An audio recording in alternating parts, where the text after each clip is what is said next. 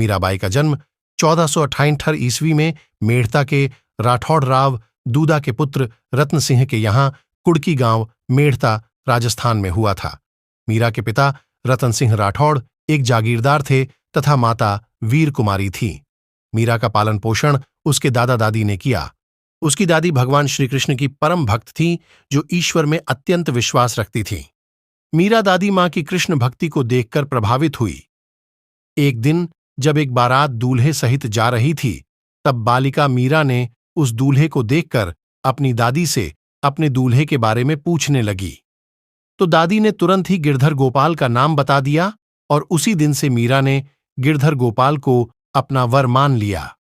मीरा का संपूर्ण बचपन मेड़ता में ही बीता, क्योंकि उसके पिता रतन सिंह राठौड़ बाजोली की जागीरदार थे, जो मीरा के साथ नहीं रहा करते थे। मीराबाई का विवाह 1516 में मेवाड़ के महाराणा सांगा के ज्येष्ठ पुत्र भोजराज सिंह के साथ हुआ था। भोजराज उस समय मेवाड़ के युवराज थे। विवाह के 1-2 साल बाद 1518 में भोजराज को दिल्ली सल्तनत के खिलाफ युद्ध में जाना पड़ा। 1521 में महाराणा सांगा व मुगल शासक बाबर के बीच युद्ध हुआ। इस युद्ध में राणा सांगा की हार हुई, जिसे खानवा के युद्ध के नाम से जाना जाता है।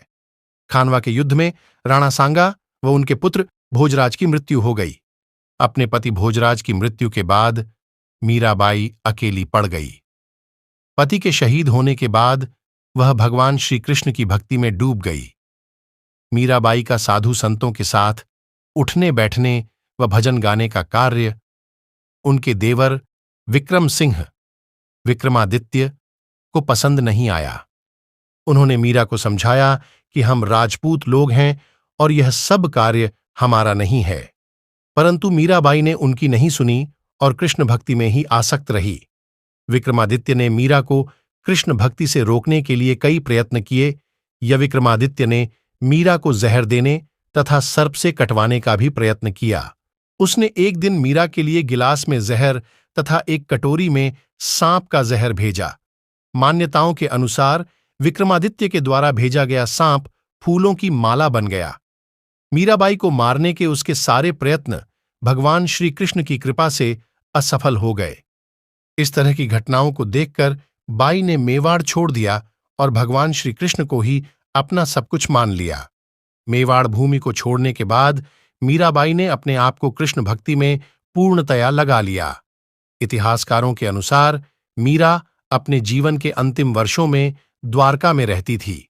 1547 ईस्वी में गुजरात के डाकोर स्थित रणछोड़ मंदिर में मीराबाई चली गई और वहीं विलीन हो गई। ऐसा माना जाता है 1547 ईस्वी में ही वहीं रणछोड़ दास के मंदिर में मीराबाई की मृत्यु हो गई। आसपास लोगों के मुताबिक मीराबाई को मंदिर के अंदर जाते हुए देखा था, परंतु बाहर वापस आते हुए किसी ने नहीं देखा। अगर आप लोगों को वीडियो पसंद आए तो लाइक और सब्सक्राइब जरूर करें।